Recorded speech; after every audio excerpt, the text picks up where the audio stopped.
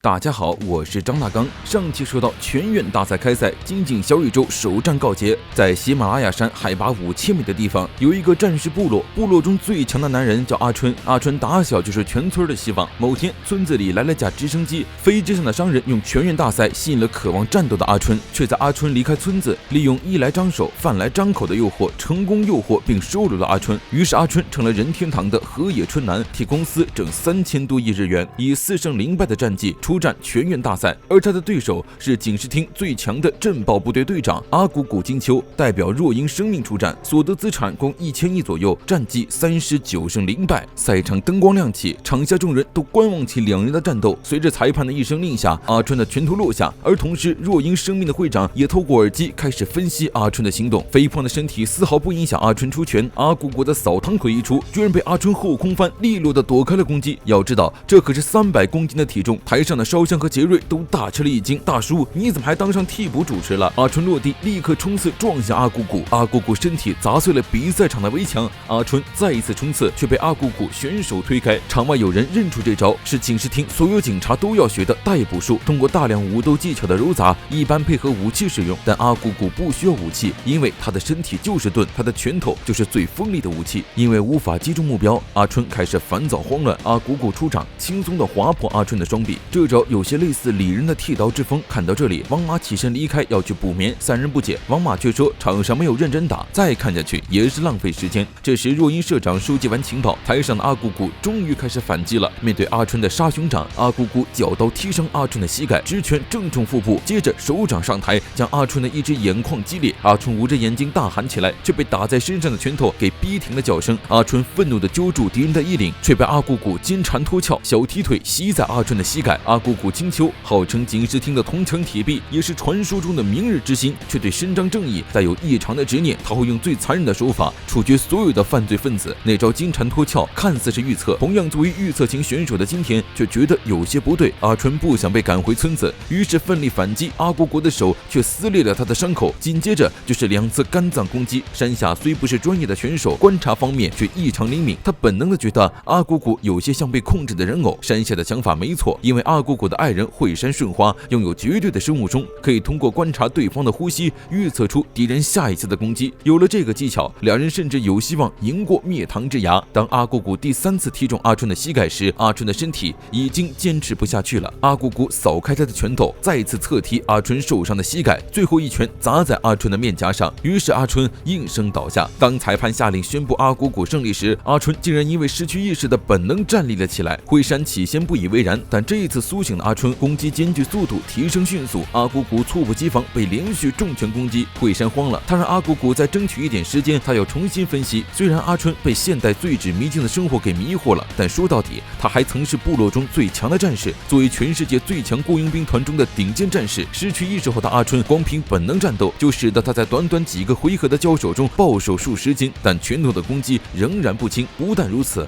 阿春的进攻速度再次提升，阿古古被狂风暴雨般的拳头击倒在地，遭到阿春反复挥拳攻击。惠山还没有分析完毕，阿古古打断了他的话语，他打算自己出手进攻。惠山顿时慌乱了起来，因为阿古古的攻击是杀人技，一旦他真的这么做了，阿春将性命不保。但遗憾的是，阿古古已经下定决心，在阿春持续攻击的同时，阿古古的手指屈起，瞄准了阿春的咽喉。没想到就在他出手之前，阿春的膝盖再也承受不住他的体力，他倒地哀嚎，阿古古一脚踹中他的下颚，取得了胜利。而阿春的族人面色难看，他们在等着阿春是选择沉沦，还是找回当初部落战神的自己。惠山找到了赢比赛的阿古古道歉，却被爱人扇了一巴掌。阿古古嫌弃他分析的慢，决定下场比赛不再用分析计划。惠山担心他失手杀人，于是再三恳求阿古古不要丢下自己。最终阿古古还是被惠山打动，替他擦掉血迹，原谅了他。岛上是热火朝天的全员大赛，此时的京都某处，无知一族正在盯梢山下建藏，他们似乎在等待着暗杀建藏。此时的淘汰赛终于轮到山下公司的吴雷安，眼看比赛在即，吴雷安居然还有闲心在厕所里挑衅李仁，称李仁这种普通人根本不配进入全员大赛。但李仁嘴毒，惹得吴雷安怒火中烧。等山下社长再看见吴雷安时，他竟然带着浑身血迹走上了擂台。作为暗杀集团无知一族的后裔，吴雷安受到不少人的关注，而他的对手手是号称英国圣骑士代表森德利公司的茂吉·罗宾逊。这人是个牧师，硬核牧师，此前48胜0败，为公司夺取了7000亿日元的利益。上台前，茂吉回头看了一眼自己的妹妹艾莲娜，发誓为了妹妹，他将想尽办法取得冠军。而这两人之间的比赛，无之一族的族长吴惠里昂和片原会长都看在眼里。片原劝惠里昂别太自信，毕竟除了他们无之一族，茂吉也是有武术世家血统的人，所以这不仅是全院大赛的格斗，更是赌上两边血脉延续的战斗。比赛开始，茂吉睁眼侧臂挡脸，防住了吴利安的侧踢，紧接着茂吉扭身避开吴利安迅猛的拳头，他直拳反击，吴利安突然弯腰前踢，两人互不相让。于是，在第二轮进攻时，吴利安咬破了自己的手臂，将血液洒在了茂吉的眼睛上，趁着对方短暂失明时，揪住了茂吉的衣领，凶狠地挥出一拳。但如此近距离的一拳，居然被茂吉十指相扣击下了。台上的其他参赛人员有些吃惊，茂吉这种对手属实难缠，而他利用柔术的技巧更加令人恐惧。在格斗中用到最多的就是拳头，一旦手指被柔技掰断，就意味着比赛输了半截。茂吉扭曲吴利安的手臂，本意是想让吴利安投降，不曾想吴利安也是个演技派，他轻而易举的就将茂吉的控制扭转。毕竟无之一族的技巧早已融进了血脉之中，